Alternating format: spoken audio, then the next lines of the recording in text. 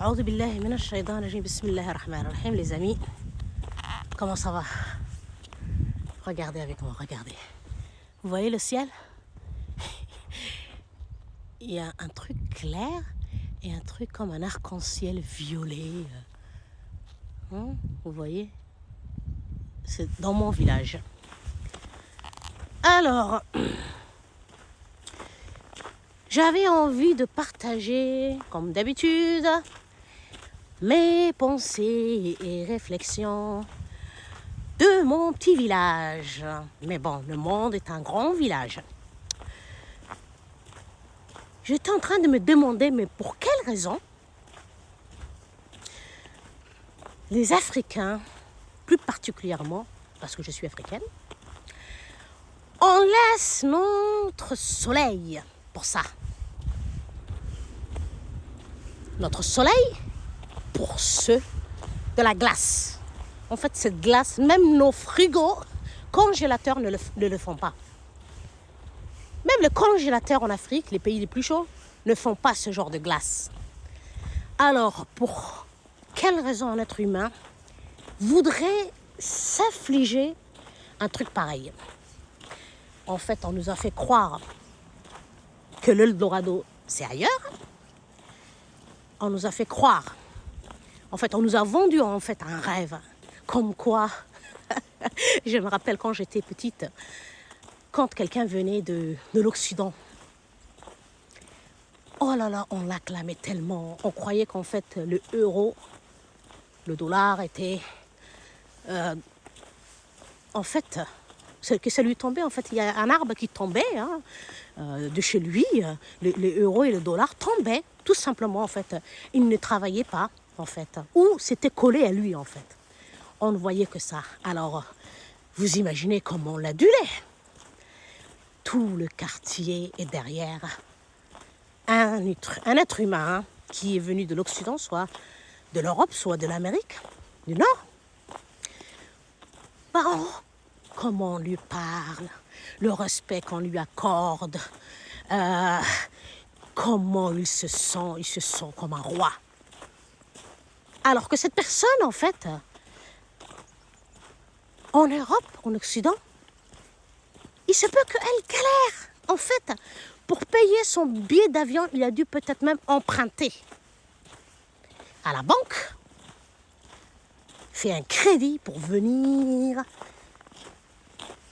dire en fait un petit coucou, faire un petit coucou depuis ça fait 10-15 ans qu'il n'est pas rentré chez lui en Afrique. Mais en fait, les anciens ne disaient jamais la vérité. Ils ne disaient jamais la vérité quand on leur demandait, mais qu'est-ce que les plus âgés, quand ils leur demandaient, mais comment ça se passe la vie là-bas? Et dans le temps, il n'y avait pas Internet. On ne voyait pas toutes les... sur TikTok, YouTube et tout ça, ça n'existait pas. On savait que ce que la personne voudrait bien dire, en fait. C'était aussi simple que ça. Et on croyait sur parole. Bien sûr, les fringues, dernière cri, et tout ça a fait que les jeunes Africains se sont dit, il faut aller là où il y a l'euro et le dollar qui tombent.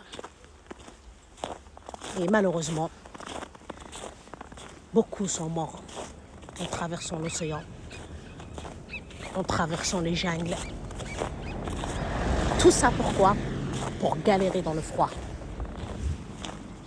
Si je parle de moi, chaque fois que j'ai dit la vérité sur la vie réelle, en fait, qu'on mène, nous, diaspora africaine, en Occident, mais personne ne me croit. Personne ne me croit. Personne. Même pas mon frère. Même pas mon frère. J'ai un frère. Je suis en train de mettre mes gants. Alors, j'ai un frère.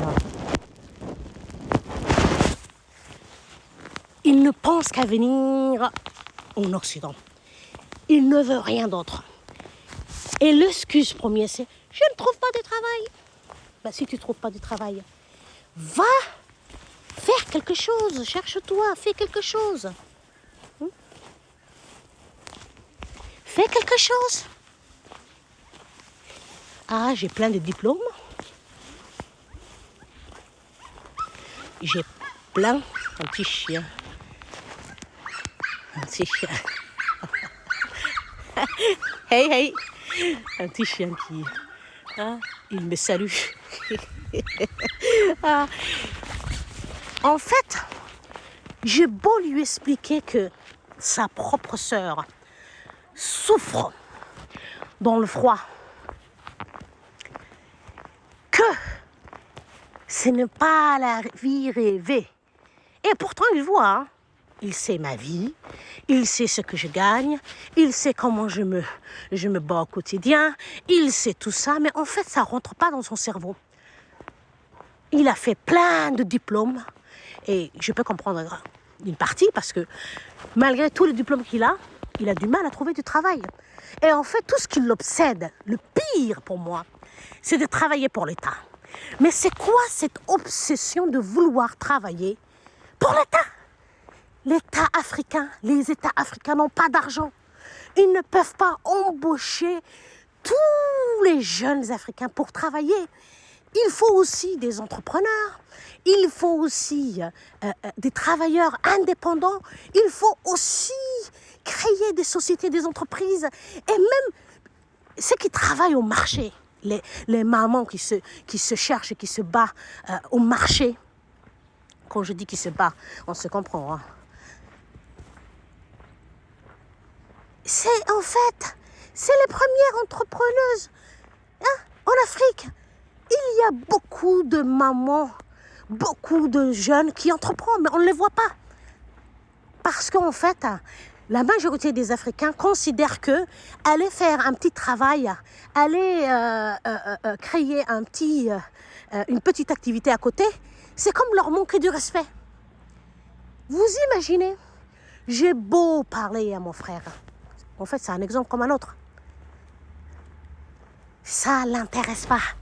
Tout ce qu'il veut, c'est aller en Occident, comme si l'Occident c'était, regardez-les, c'est violer le ciel. Comme si l'Occident était le paradis. Et pourtant, c'est l'enfer. Pourtant, c'est l'enfer. Il faut voir comment les Occidentaux se rouent pour aller s'installer en Afrique. Pour aller créer des restaurants, des entreprises en Afrique. Eux-mêmes, le peuple de cette terre-là où les Africaines veulent venir, hein, quitte à perdre leur vie. Hein. En fait, leur propre peuple se casse d'ici. Ils ne veulent plus. Ils ne veulent plus souffrir avec tous ces impôts. La vie est chère pour leurs enfants, pour eux-mêmes. En fait, tout ça, c'est, voilà, des terres que leur propre peuple ont quittées, veulent quitter, rêvent de quitter. Pourquoi les Africains veulent venir?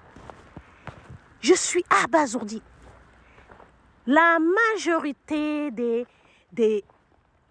je dirais quasiment 99% des Africains diaspora qui sont en Occident rêvent qu'une seule chose. Ils ne se l'avouent pas, ils ne diront pas la vérité. Rentrer en Afrique. Hein, ça c'est Noël bientôt, c'est les fêtes. Hein, ici. Voilà, ils veulent que rentrer. C'est tout ce qui les intéresse. Et quand c'est comme ça, il faut arrêter. Il faut arrêter. Restez chez vous, mes frères et sœurs. Restez chez vous. Regardez, la vie est difficile. Si c'est pour perdre, gaspiller 15 à 20 000 euros pour venir en Occident et vivre une vie de misère, ça ne sert à rien. Prenez cet argent, même 5 000, et créez-vous une activité. C'est un conseil que je donne à mes frères et sœurs africains. Ne venez pas. Ne venez pas. Ici, il n'y a que les personnes qui sont venues pour étudier ou pour un but précis qui peuvent rester en Occident quelque temps. Assalamu alaikum wa rahmatullahi wa barakatuh.